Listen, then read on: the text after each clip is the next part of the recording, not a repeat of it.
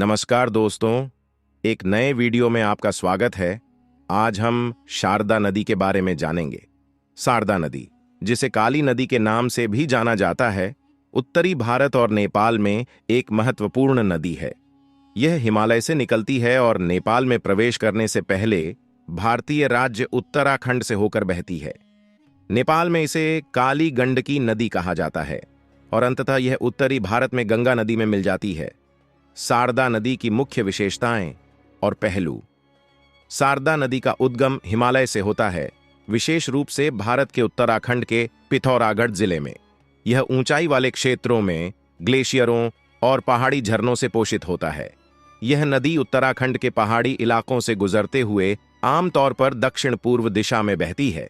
इसके बाद यह नेपाल में प्रवेश करती है, जहां इसे काली गंडकी नदी के नाम से जाना जाता है। नेपाल में नदी गहरी घाटियों और घाटियों से होकर गुजरती है, जिससे दुनिया की कुछ सबसे गहरी नदी घाटियां बनती हैं। शारदा नदी अंततः भारतीय राज्य बिहार में घाघरा नदी से मिलती है, जो गंगा नदी की एक प्रमुख सहायक नदी है। शारदा और घाघरा नदियों का संगम छपरा शहर के पास होता है। शारदा नदी जल संसाधन और कृषि की दृष्टि से भारत और नेपाल दोनों के लिए महत्वपूर्ण है। नदी के पानी का उपयोग उन मैदानी इलाकों में सिंचाई के लिए किया जाता है जहां से यह बहती है। इसके अतिरिक्त इस क्षेत्र में रहने वाले लोगों के लिए नदी का सांस्कृतिक और ऐतिहासिक महत्व है। बिजली पैदा करने की क्षमता का दोहन करने के लिए शारदा नदी के किनारे कई जल विद्युत परियोजनाओं की योजना बनाई गई है या विकसित की गई है। ये परियोजनाएं क्षेत्र की बिजली आपूर्ति और समग्र विकास में योगदान करती हैं।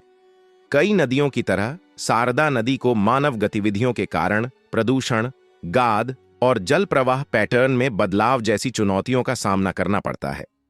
नदी के पारिस्थितिक संतुलन को बनाए रखने और इसके संसाधनों का सतत उपयोग सुनिश्चित करने के लिए संरक्षण प्रयास महत्वपूर्ण है। शारदा नदी और इसके आसपास के क्षेत्र विविध वनस्पतियों और जीवों का समर्थन करते हैं। नदी का पारिस्थितिकी तंत्र विभिन्न जलीय प्रजातियों का घर है और आसपास के क्षेत्र अक्सर समृद्ध जैव विविधता से आच्छादित होते हैं। शारदा नदी के महत्व को समझने में उन क्षेत्रों के पारिस्थितिक, सांस्कृतिक और आर्थिक परिदृश्य में इसकी भूमिका को पहचानना शामिल है, जहां से यह गुजरती है। इस महत्वपूर्ण नदी प्रणाली के दीर्घकालिक स्वास्थ्य और स्थिरता को सुनिश्चित करने के लिए पर्यावरण संरक्षण के साथ विकास को संतुलित करने के प्रयास आवश्यक हैं।